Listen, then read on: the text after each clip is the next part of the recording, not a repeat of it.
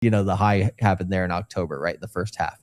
And so you'd expect the low to be Bitcoin between 37 to 45K in October of this year, right? So the second half of this year is more likely to be very bearish, whereas the first half, you can make a new high on the 4-year cycle. It doesn't have to be the same high every time. So there is a shot there. But what I've said here throughout the streams is the middle of January, middle to third week of January, we need to hit that cycle low and we need to bounce off it quite good.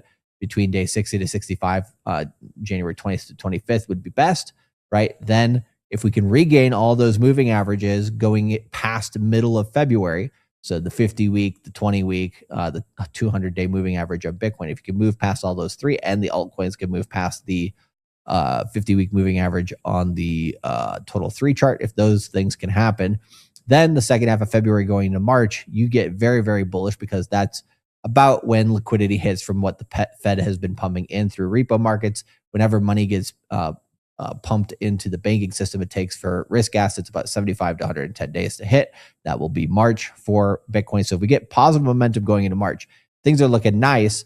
And then where you kind of recalibrate is the end of March and see where we're at there. So, but again, the bear scenario, right, is if we come up, we hit those moving averages or just graze them or just maybe even get above them, but Bitcoin can't stay above it much. And those moving averages are at, I think the 200's at 106,000.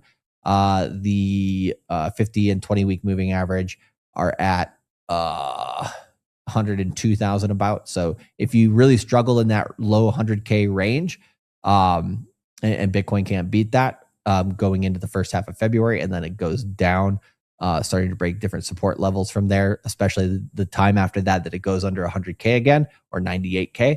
That's when you're like, oh, okay, now we're officially bearish, because that's your relief rally then at the beginning of a bear market if you can't manage that. So we need a good January, and we need an even better February.